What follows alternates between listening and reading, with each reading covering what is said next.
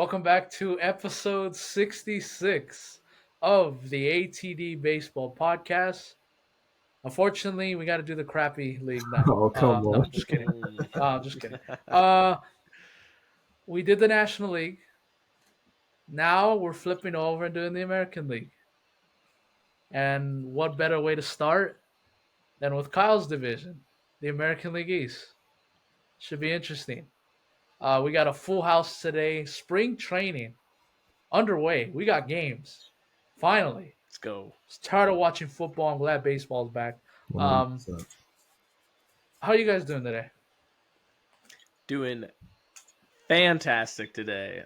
Nothing puts more juice in me than watching some baseball being played. And even if it is just spring training and split squads, I don't care. Watching my Phillies beat up on the crappy half of the Yankees on Sunday made my day. It was amazing to see Aaron Nola dominating on the mound out there. And love to see it. Nothing makes me want to go throw a baseball or hit some baseballs more than watching people play baseball, especially come springtime or February, close enough to springtime. So I'm doing amazing today. 100%. Actually, before we hopped on here, I was throwing some ball with my brother. The weather's beautiful outside. Oh, We're going back to the roots a little bit here, but no, it's been finally a blessing to have some baseball back in our lives here. I mean, for me personally, seeing Juan Soto in those pinstripes, come on. I mean, come on. It had to come up. Spencer Jones looks good. Juan Soto's blasting bombs. He's doing his thing. Judge is there still, of course. It's a great time. Great time. has Trey Turner played any games yet, Matt? Yes, he has. Of course Has he he has. bobbled the ball yet? Uh, Has he he let didn't one play go in between today. his He legs? played. No, I don't think so. I don't Yankees think the so. other day. Yeah, he did play. He played Sunday, but not very much. I don't think so. Not so far. Not so far. Okay. Dodgers undefeated. They haven't lost, but they have tied. They tied against the Angels Saturday 7-7. Against the And Angels. The sky's yeah, falling. and you should have seen their Twitter. Their Twitter. Oh my God, they should have thrown another parade in Anaheim. Oh, they were so happy that they tied a game against the Dodgers. But we'll move beyond that. Shohei Ohtani makes his spring training debut tomorrow. So whatever the hell you're doing, stop what you're doing. I don't care if you're working. I don't care if you're in school. Whatever. If you're grounded for some reason, I don't know. Just tell your parents I want to watch Shohei Ohtani tomorrow, and I'm sure they'll be okay with that. But anyway, um, we do have big news before we jump into the American League East. Finally, one of the Boris clients signed a contract. Cody Bellinger, 3 years, 80 million. And I mentioned this when I posted it Saturday night on Instagram. God damn it, Scott Boris actually caved in. Wow, I can't believe it. He actually caved in. Just my initial thoughts, and we'll obviously you guys want to say something too. Obviously, this was not the contract that Scott Boris and probably Bellinger were looking for, but this is just the way the market is right now. And just when you think Scott Boris lost completely, he was able to get the two opt outs in the contract. It's huge. So Cody Bellinger, yeah, and if Cody Bellinger has another good season like he did in 2023, or an even better one, he's gonna opt out and he's gonna be right back on that free agent market, and we'll see if a team will budge again. Um, Good for the Cubs. If you would have told them at the beginning of the offseason that you would get him for 80 million for 3 years, I think they would have taken that. I don't think they like the opt outs, but again, Scott Boris is not going to lose completely. He's going to get something out of it. So, those are my initial thoughts. What do you guys have to say? I think if you're Cody Bellinger, you gotta understand this is the position you're in because of the end of your tenure in LA.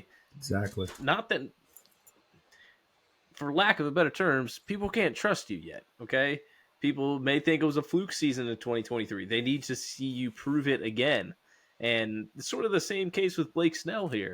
Um, you need to prove it again, and maybe you'll go out and get paid after that. And Scott Boras, maybe he sacrificed some of the money in order to get these opt outs for a possible another big payday in next year's free agency or the year after that. We'll see. But no, I like this move for the Cubs. He felt right playing there in Chicago in the friendly confines. Love seeing him playing for the Cubs. Couple teams probably are going to miss him and the offense he could have provided to their teams, but I think he fits best back with the Cubs. Love that they finally got a deal done. Now hurry up and sign Blake Snell and Jordan Montgomery. Yeah, yeah. So my initial reaction here, I'm not looking at this deal as a 3-year 80 million. I'm looking at this deal as a 1-year 27 million, because there is no doubt in my mind that Cody Bellinger has the capability to do this all over again. The talent has always been there. The potential has always been there. We saw that in Los Angeles. This dude was one of the best players in baseball, and to see him finally get back to his old ways a little bit last season, that was such a breath of fresh air. Not for only Cody Bellinger, but for baseball fans. Um, and for him himself, I still think this is a win-win. Yes, you didn't get the long contract that you wanted, but you're getting a almost doubling what your contract was last year. And you have a chance to do it all over again. Enjoy the ride, go out there in Chicago, do it all over again, and guess what? I can guarantee you're going to get more than 80 million on a market next season. For Boris, it makes sense. The opt outs had to be in there. And for the Cubs, it just makes sense. They get their guy back, and a guy who provided not only the talent on the field, but also he was a veteran in that clubhouse. I'm somebody who I truly believe that means a lot. And for a young squad like the Cubs, Cody Bellinger can offer more than just what's on the field. So for me, I love this move for both sides. And Cody Bellinger, I have no doubt in my mind that he can very easily go out there and replicate what he did last season. Yeah, and let me give a shout out and a big round of applause to Jed Hoyer and the Cubs.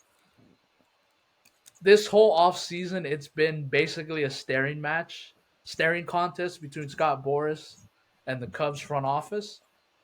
Cubs didn't blink. Obviously Scott Boras is doing his job and he's trying to play up his clients. And I think we heard rumors that, no, I've got other contracts for Cody Bellinger. And the Cubs were like, bullshit. And they stood their ground and they didn't move. And it took some time. And I'm sure nobody likes signing a contract, especially, a Cody Bellinger type player, or Snell, Montgomery, JD Martinez. I'm sure none of these guys want to sign contracts a week into spring training and when games are underway. But sometimes that needs to happen. And big shout out to the Cubs for not blinking and standing their ground. And they were able to get Cody Bellinger back, and I feel a lot better about that guarantee that I said a couple weeks ago. I guarantee you, Cubs NL Central champs, and I feel a lot better about it today. 100%. I agree. Rightfully so. Rightfully so. You feel a little bit better about, like I said last week, Cody Bellinger, or 2 weeks ago, Cody Bellinger over Mike Tauchman out there in the outfield. Personally, I do. Kyle might not. He misses Absolutely Mike not. Tauchman for the Yankees. Come on. That's the sock, man. Come on.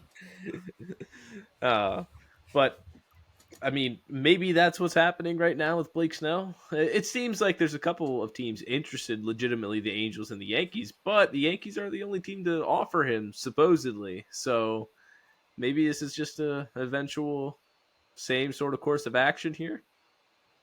But do the I Yankees don't want know. to go over the luxury tax though? They're Probably gonna They have to pay a big tax to get Snell. Yes, they will, because no matter what, Snell is going to cost a lot of money. Like if it's a 1-year deal, 2-year, 3-year, or all the way up to 6, which is what the Yankees offered him. Obviously, I'm not going to get too far into this. Quick little tidbit: I know per Mark Feinstan of MLB.com, he had stated that, and even Jack Curry kind of doubled down on this, that it's very unlikely that the Yankees are going to land with either Snell or Jordan Montgomery, which prompted me to then write about the Boo. Angels. You can check all out of our articles on AroundTheDiamondMedia.com, by the way. But yes, so Hey, Shout out. yes, so I personally just feel the Yankees is a no go. But listen, anything can happen, and I know how Steinbrenner always hates going over that luxury tax. So you never know. But welcome to Anaheim, Snow. yeah, pretty much that's the way I'm looking at it. Poor Sure guy. sounds like it. Yeah, yeah, poor guy. Poor Never to guy. see the light of the win or the playoffs again. Yep. But anyway, on to the AL East, I believe, and we're going to start by giving off some of the moves. I'm not sure where we're starting, if we're starting at the top or the bottom here. I think we've been starting at the bottom most of the time. Yeah, Um, and I like to start at the bottom. So okay. let's Yep. get these some of these now. Granted, the bottom is different in every division. Uh, so we're gonna start with the Boston Red Sox. We'll do Kyle a favor because I know he doesn't want to talk about them that long. So we'll do them first. Uh, some of the things that they did, they finally moved off of Chris Sale. They traded him to Atlanta. Traded Alex Verdugo to the Yankees. Traded for Tyler O'Neill. Signed Lucas Giolito to a 1-year deal. And they signed Liam Hendricks to a 2-year deal. That's all I There you have. go. Obviously, getting back in the Chris Sale trade, Vaughn Grissom Yep. probably going to be their starting second baseman, or at least be competing for the job pretty heavily. Um, did they trade John Schreiber out of the bullpen just the other Yes, day? I think so. Yeah, they did. and he was a nice little bullpen piece. Not a huge name, but an underrated piece, I'd say, out of the bullpen. But yeah, Red Sox not really doing much this offseason as a whole. Sort of let go of a lot of talent now. Whether it was the right time to get rid of Chris Sale or not, we can talk about that, or we probably did talk about that already. But Red Sox are at a weird spot because Their ownership is being cheap, too. they're being incredibly cheap. They're running And like a small market team. yeah, when they're one of the probably 10 biggest markets and one of the in history, they've always been willing to spend, it seems like. So they need to go out there, and or they should have went out there and signed some more free agents to compete, but obviously that wasn't the case for them, and now they're at a place where they're not going to be too competitive, I don't think, in 2024. But just some of the names that are there still to remind you: Rafael Devers, Trevor Story, um, Tristan Casas building off of a nice year last season, and even some of the pieces that they brought in. Vaughn Grissom has shown potential. Lucas Giolito, before he was, dealt all around back and forth, he was having a nice season with the White Sox. So there's pieces to like, but that's the case with a lot of teams. The Red Sox do seem sort of destined for last place, though. Yeah, I'm gonna Yeah, try and to. then I Oh, go for it, Kyle. Go for it. Go for I'm gonna try to keep this as unbiased as possible because everybody knows my feelings on this team. it. So I'm gonna do my best here. Um, I I don't mind the moves that they made in the offseason, but it's the Boston Red Sox. They're, like you said, Matt, they're a big market team. They're supposed to be spending year in and year out. And as much as this pains me to say, baseball is better when the Red Sox are better, and so is the AL East. The competition is just that much better when the Red Sox are actually good. And it sucks to see competition wise, but as a Yankee fan, it's amazing to see. I absolutely love it. But I do like the talent on this team. They're building around Devers. I think he's an absolute stud of a third baseman. Um, Casas, I think he's a star in the making. I love what I've seen out of him so far. And they do have some nice pieces. But as you said, Matt, they're destined for last place because of the division they're in. The four teams ahead Yep. of them are just that much better. And listen, I don't mean to toot my own horn with my own division here, but this is a damn good division. And these teams ahead of them are clear as day, much better than them. So that's what it comes down to. I don't think they're a bad team by any means, like a very bad team, but it's the competition that's in this division. I don't see how the Red Sox are gonna fight for a wild card spot. I don't see how they're gonna get out of that last place spot. That's just what it comes down to for me. Yeah, and I think last week Rafael Devers basically called out the front office, Yeah, saying He that did. they need to start spending some money and start getting some players in here. That was the commitment that you made to him last winter before he etched his name in that big contract. It's like, are we going to be competing here? So, um, I mentioned it kind of from the beginning. They're being ran like a small market team, and it makes no sense. They're in a big market like Boston. They're typically not run like this, and you have some of the alumni of the Red Sox. You have Jonathan Papelbon that's not happy either. He's coming out and saying that this team should, be competitive and start spending and stuff. But they have some nice pieces. It just sucks that the division that they're in, and like Kyle said, the four teams are just better.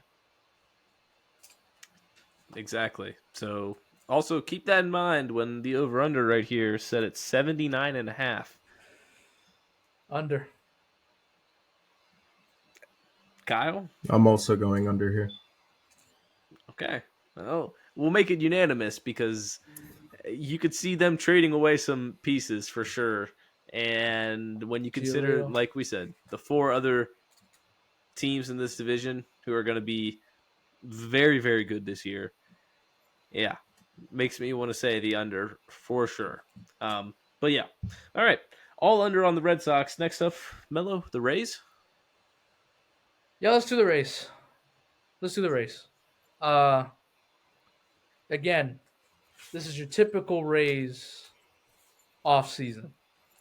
Traded Tyler Glasnow out of the Dodgers, and they received Johnny DeLuca and Ryan Pepiot in return. You don't want to pay Tyler Glasnow?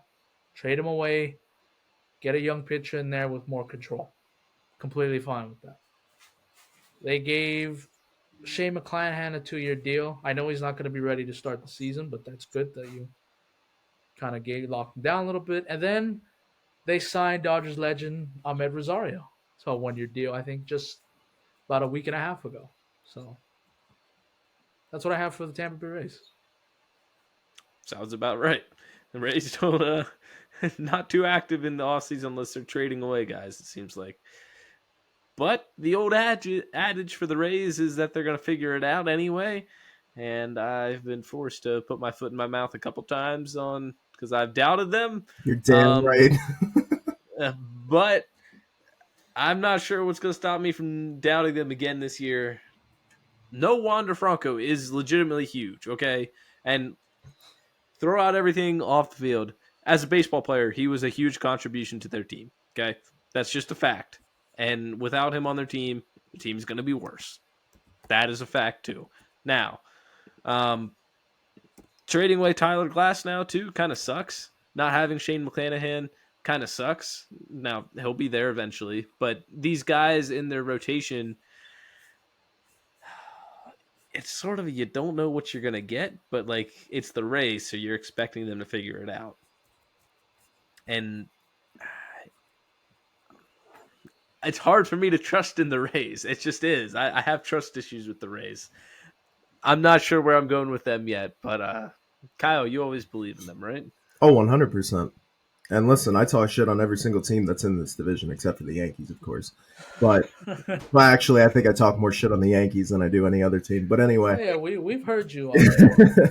anyway, I have said this every single year that we have done these predictions, and I will stick to it no matter what. I don't care what they do in the offseason. I don't. At the end of the day, they're going to figure it out. And I understand they're losing big pieces. Glasnow to the Dodgers was a big one, but listen, they figured it out. This Glasnow has been injured so much in the last few seasons, and the Rays still figure out a way to pump out these no-name guys who turn into studs. That's what it comes down to. And I still think Zach Eflin, he's a very good pitcher, especially in Tampa. He's fitting that very well. I think I think Pepio is going to turn into an absolute stud. Him in that Rays organization scares the living hell out of me because I can guarantee he's going to probably give the Yankees 6 no-hit innings at some point. Um, at the end of the day, they are going to squeeze every single bit of talent out of everybody on this roster, and they're going to make it work. That's what it comes down to with the Rays. And I will never, as long as they have the front office intact and Kevin Cash at the helm, there's nothing that's going to stop me from doubting them, from not doubting them. There you go. Just a real quick update here. Their projected lineup: Yandy Diaz, Brandon Lau, Randy Rosarena, Josh Lowe, Isaac Paredes, Jonathan Aranda, Jose Siri, Jose Caballero in the trade with Seattle there, Rene Pinto as their catcher. Then on their bench, Alex Jackson, Ahmed Rosario, who could end up starting, Johnny DeLuca, and Harold Ramirez. Now, their rotation. We did become a little more familiar with some of these guys by the end of the year. Eflin, of course, we're familiar with. Aaron Savale as well. Zach Little had some nice starts at the end of the season. Kept seeing him pop up in our player of the game. Ryan Pepio, we talked about him. And then Taj Bradley, same way, kept popping up at the end of the season. Not to mention their bullpen, which always seems to figure it out. They just Always. pop guys in and out of there. Pete Fairbanks as their closer. You know what? I think I'm feeling a little more confident in the Rays this year than in years past. I will say that. Before we get to over under, Melo, your thoughts on the Rays? Yeah, you guys hit it on the head. This team figures it out every year, and for some reason, the Tampa Bay Rays, they love playing at Yankee Stadium for some reason. Ain't that Randy Rosarena loves pimping home runs at that ballpark. Seems like every time I see them, these guys are always mashing balls all over the yard. But this organization continues to figure it out every year, and it's honestly impressive. It's impressive. It is. Sucks that none of their fans get to see it, what but fans? they don't go. Yeah, but this is still this is still not bad. This No, no, not at all. no. Over under, double check. I believe it's 85 and a half. Yes, it is. That's a good number. It's a good number in my book. Um, Give me the over. 86. I could see that. 86, 87 win team, the Rays this year. But 85 wouldn't surprise me. 85 wouldn't surprise me in the slightest, too. So I'll take the over by a little bit.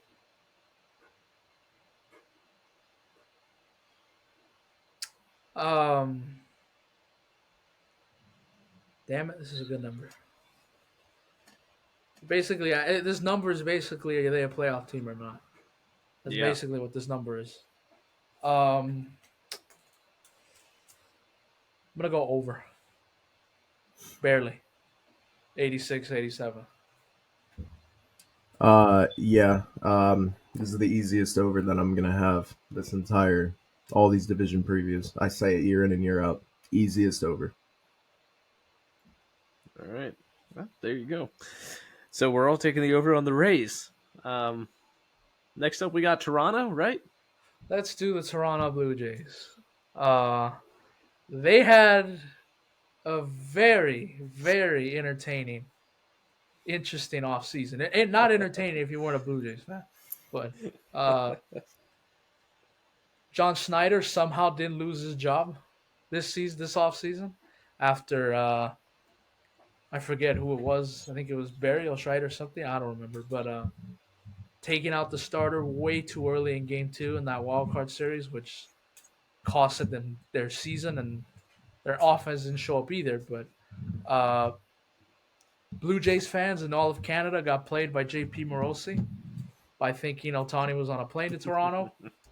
Um, they Melo would signed have Isaiah. cried if that would have happened. I love Otani, but there was always a plan B. Um, uh, they signed Isaiah Kiner-Falefa to a 2-year deal. Legend. They signed Yankees legend. I forgot to mention that. They signed Justin Turner to a 1-year deal. Red Sox legend, Dodgers legend, Mets legend. Uh, and I don't even know why this got on here, but I just thought it was cool to say it. Daniel Vogelback and Eduardo Escobar both got minor league contracts. So Yes. Yes. that's what I have for the Toronto Blue Jays.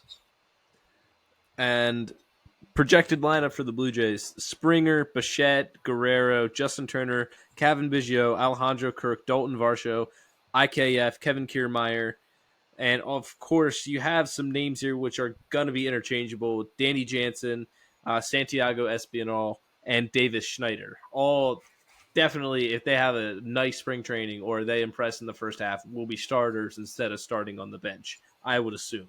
The rotation, very nice.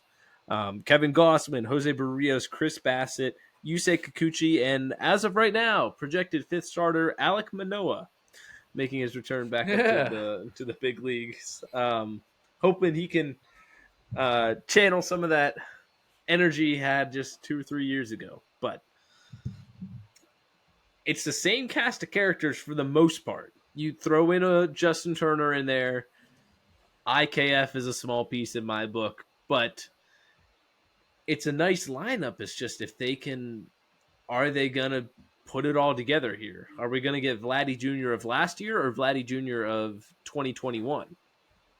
That's a big question in my book. He said he's feeling as good as he did in 2021, but are we getting the second place in the MVP, Vladdy Jr., or are we getting a guy who underperformed last year? Bo Bichette, what are we seeing from him this year? All these guys. We've talked about it in the playoffs, but does it leak over into the postseason or into the regular season? Are they just going to keep disappointing us again? And they're not taking the leap. They haven't won this division really, I don't think, in their little rebuild around these core guys. So I'm not sure what to expect from the Blue Jays. Rotation is very nice. I love the rotation this year. But can you count on these Blue Jays? Um, I'm gonna go on the record here real quick and just say that I am aware of everything I'm about to say, and I can very easily put my foot in my mouth mid-season, end of the season, whatever it is. But listen, I'm still waiting for that movie. I'm still waiting for this team to take off to the potential that it has. Um, the pieces in this lineup, they're there. I don't get it. I do not understand why this team has not won the division, has not. I mean, this team is a listen, on paper and what the potential can live up to, I can very easily see this being a World Series contending team. Like there was reports last season of I remember spring training. There were people saying that the Blue Jays were the favorites to win the World Series. Like I totally understand that the talent's here. I like what they have. Listen, Kevin Gausman's I mean, he's insane.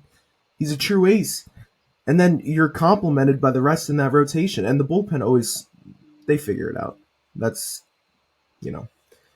But at the end of the day, I have not seen anything to change my mind here. Um, so for me, it's the same old Blue Jays. Now, if they would have gotten an Otani or a very big piece, yeah, maybe the tone would have been a little bit different.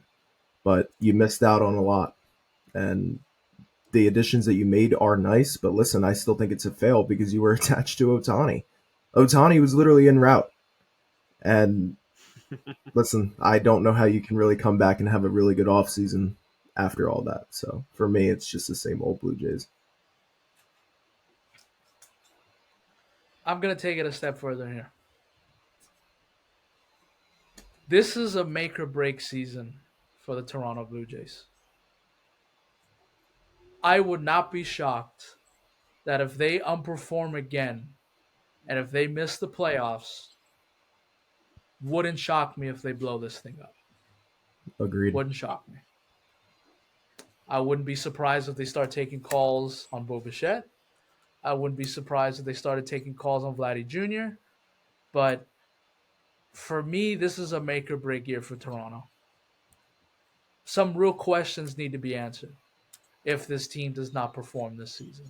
And it starts with the manager, and I wouldn't be surprised if they blew this thing up at the end of the season. Agreed. It hasn't worked out with this core guys, group of guys so far. I mean, playoff disappointment is not something that you're writing down as a goal. You understand maybe it's going to come, but you're not looking to get knocked out in the first round, in the wild card round every single year. And both of those guys, Vladdy and Bo Bichette, are coming up for contracts soon. And maybe it's going to be pay one or the other, or pay neither, depending on what it looks like and what these next couple years or this year looks like. So we'll see. Over under for the Blue Jays, I think, is 87.5, which That's a good number too. that's a high number to me. Yeah. Give me the under. I Whoa. see 83. I see 83, 84 for the Blue Jays this Ooh. year. Mine's a very easy under here. You're going to see it in the way I set up this division when we do our predictions. So for me, it's an under. Okay.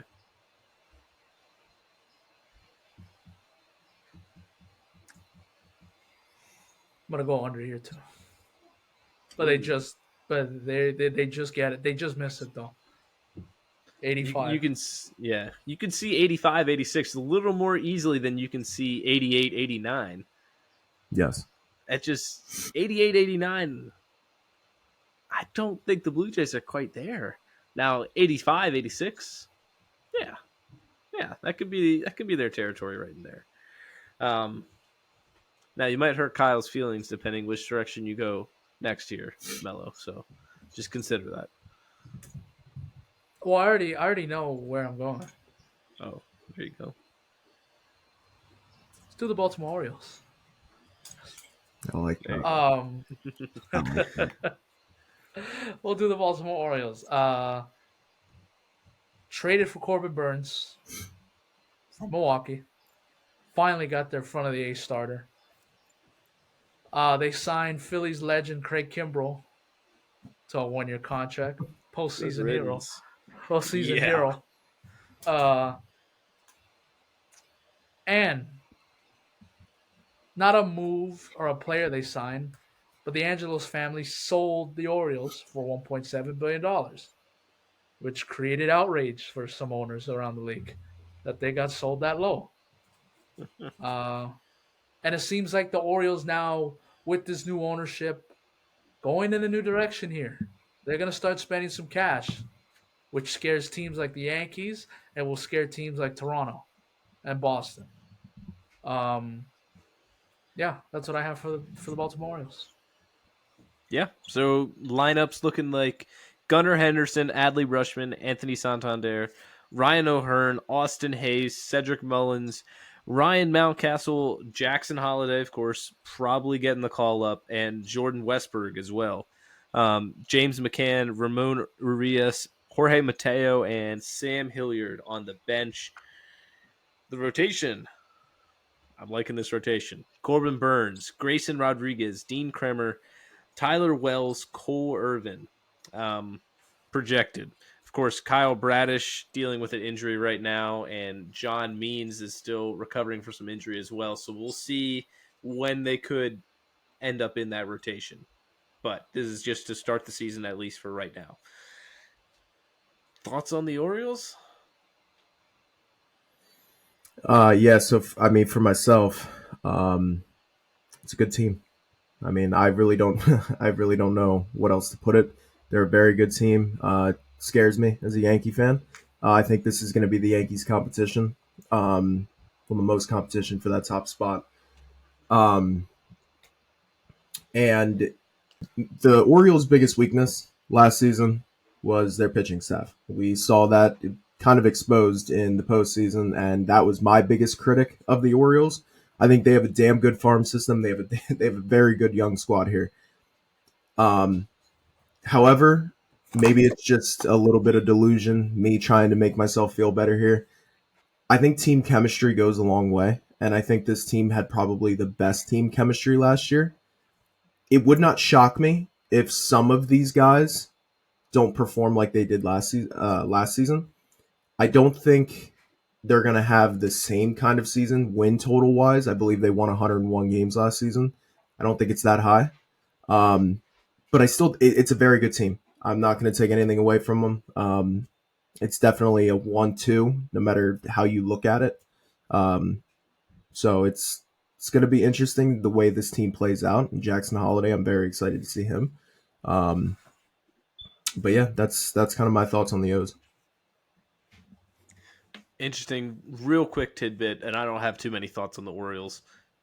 Pretty much everybody in their lineup that I read down through there drafted by them, Yes, developed by them, not went out and signed a free agency, not trade, which is still trade's cool too. It's not you can't knock trades, but like people like to knock free agency. And sure, the Phillies lineup they basically signed everybody in free agency, but so much young talent up and down this lineup. Rotation when they're all healthy, love that rotation. Grayson Rodriguez, I'm looking for a big season out of him this year.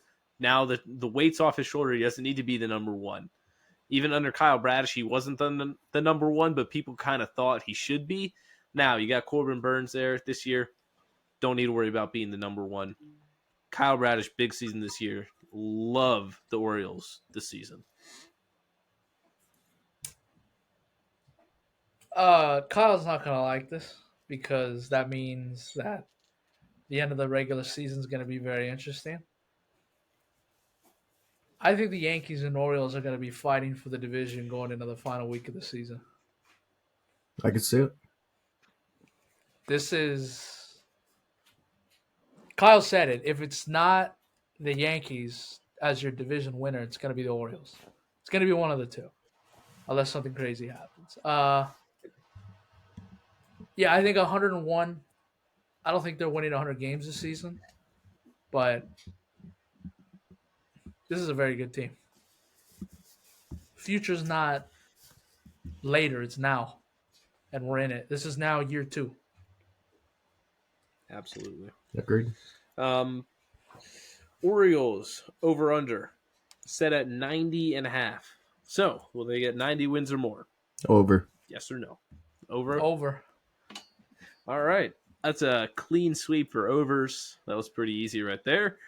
That leaves us just one team yet. The Yankees. Yes. What moves did the Yankees make this offseason? Wait. Time out. No, if you would like to read these nice and slow, that is totally okay. I'm here for it. Go ahead. Floor is all yours. Yankees traded for Juan Soto from San Diego. Trent Grisham was in that deal too, by the way. Yes. Traded for Alex Verdugo from Boston. Signed Marcus Semien to a 2-year deal. Marcus Stroman. Whoa, Stroman. What did I say? Marcus Semien. Yeah, let me try that again. Let me try it. Take 2. My bad. I wasn't looking at the notes. I just saw Marcus and assumed Semien. They signed Marcus Stroman to a 2-year deal, $37 million. Aaron Boone's quote, "We are hell-bent on being a champion." Okay. Let's see it. That's what I have for the New York Yankees. Unless I missed something. Kyle, you'd be the one who knows. No. That's the main ones. Obviously, they made minor league deals and things like that, but there's nothing notable. Caleb Ferguson. Yeah. Yeah. Traded for him. Kyle, lead the way here. Come on now. All right. 28. Yeah, here we go. Listen, this also kind of goes into the Red Sox thing. I'm not going to be too biased here. I like what they have. Listen, Juan Soto edition, you can't ask for too much more. I mean, Ohtani would have been nice, but listen, we'll take the second best option. So, listen, I mean, from what I see already, I'm seeing the Yankees social media team.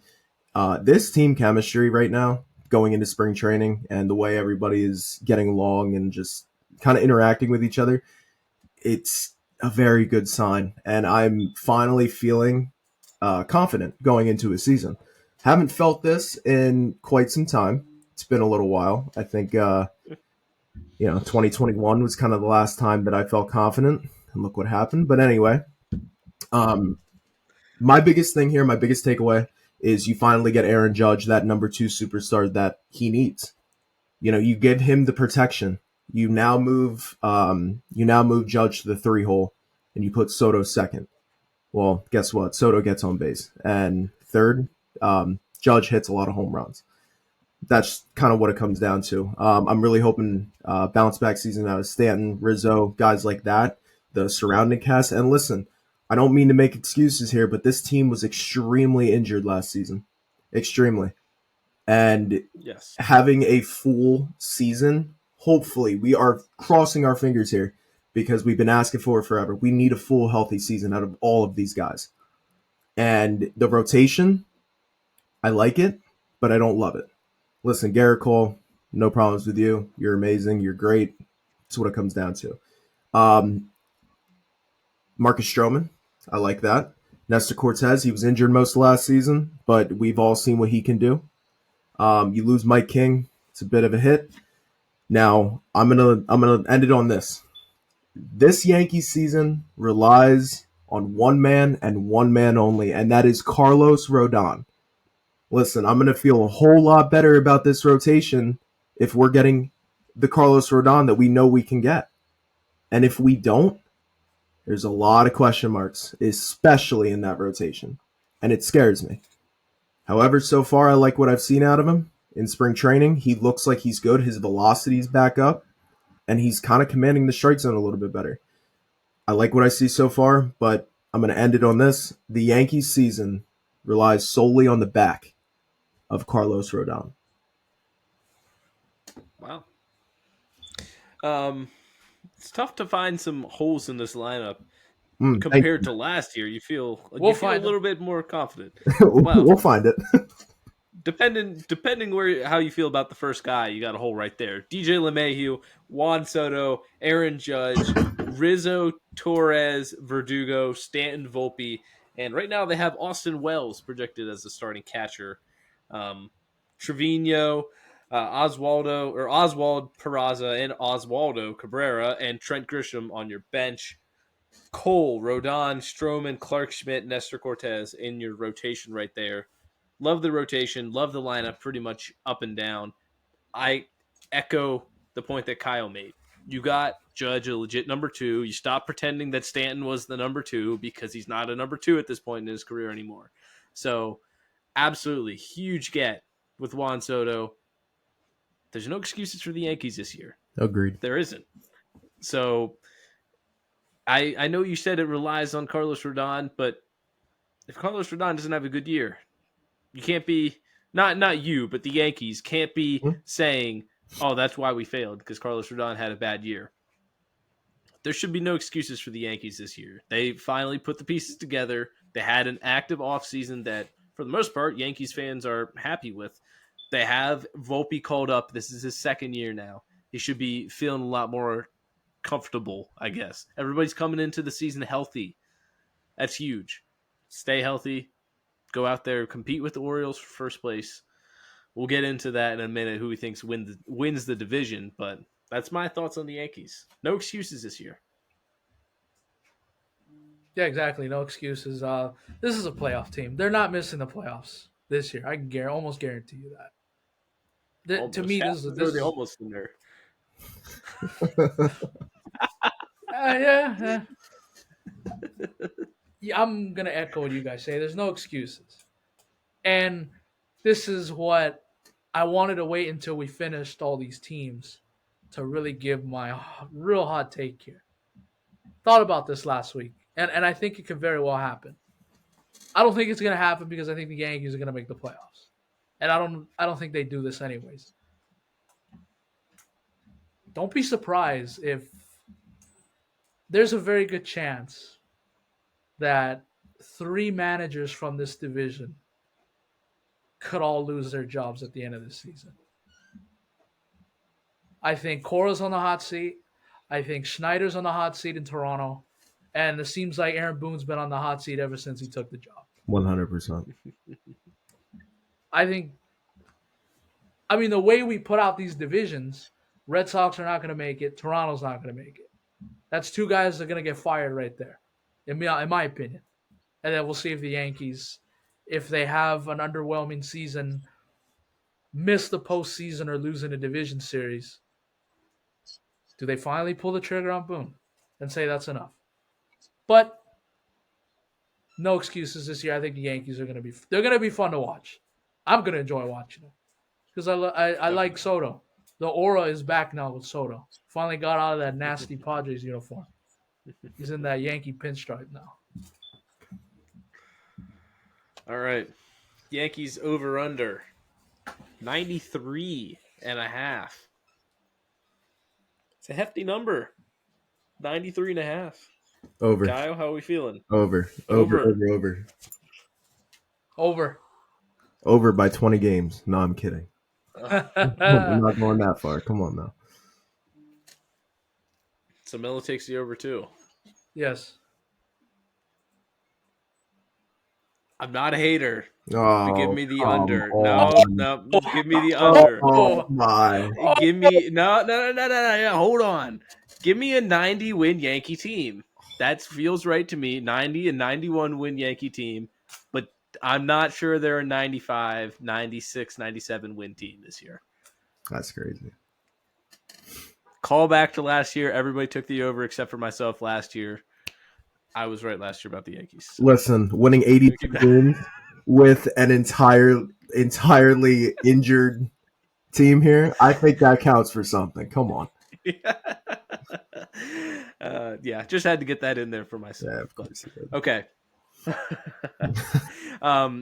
Division standings predictions and MVP and Cy Young in the division as well. Damn. This is gonna be interesting. This is one of the This more is a interesting tricky one. ones. Yes, to do the standing. Some of them are clear cut. This one is not. Any volunteers to go first? Me. I got it already. Oh. There we go. Shocker. Right. Shocker. I am going to start from 5 to 1 here. 5th place, I'm sure that's going to be unanimous. I'm going the Red Sox. This is where things get shaky a little bit. Number 4, I'm going the Blue Jays here. Number 3, I'm going the Rays. Number 2, Baltimore. And number 1, my New York Yankees, 27-time World Series champions. 28 question mark? You're damn right, Matt.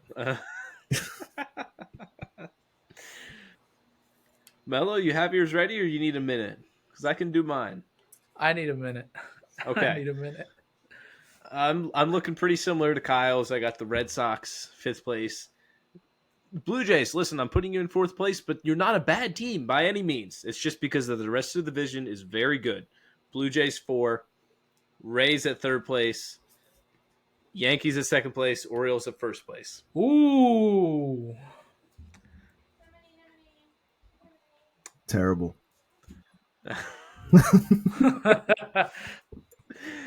Hey, none of you guys predicted the Phillies to win the division, so Listen, it's the Braves. I Come on. had to keep receipts. Because they're not going to win the division. You don't want to win the division. And you know it, too. Nah, I'm satisfied with beating the Braves in the division round. Exactly.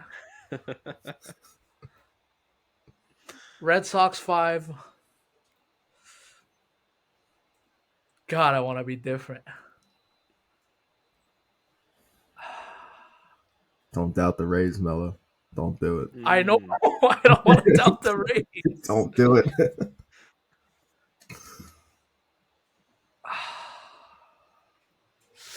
Oh, damn it, man. Red Sox 5. Blue Jays 4. Rays 3. Orioles 2. Yankees 1. Let's go, Melo. Yes. You're damn right. I'm hot on this team, man. Ooh, okay. Listen, all right. We have spoken on this before. Yankees and Dodger fans, they have this tight-knit relationship sometimes, right? 2 most hated franchises in baseball, and we need another Yankees-Dodgers World Series. Come on. All right.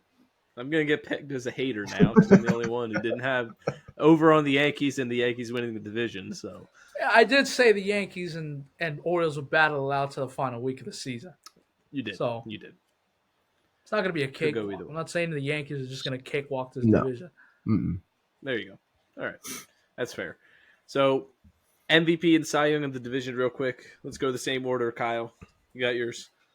Yeah, Cole for me. I mean, that's a no-brainer. And of course, I have to do it. I don't have a choice. My Which one? Very easy. I mean, I'm almost obligated to pick Aaron Judge, and I'm going Okay. to.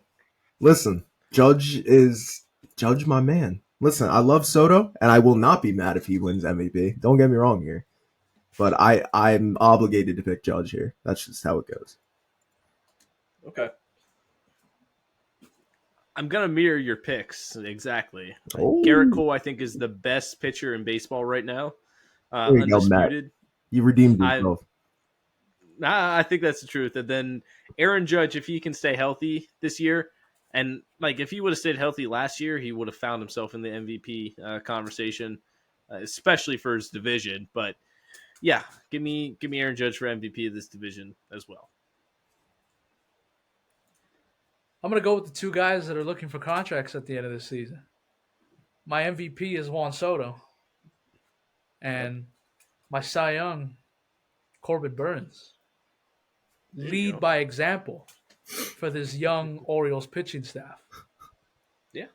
I think they're both going to have monster years. Burns and Soto. There you go. AL East predictions in the books. That was a fun one. It's going to be an interesting division. We'll see how it all pans out, but should end up interesting, that's for sure. And we'll see you next week for the AL Central. We are all just as pumped for the AL Central as we were for the AL East, right? Yeah. Okay. Sure. Good enthusiasm. All right. Well, either way, we'll see you next week. Tigers for first place in the division. Whoa. We'll see. Maybe somebody's predicting that. We'll see. See you next week. Later. Adios.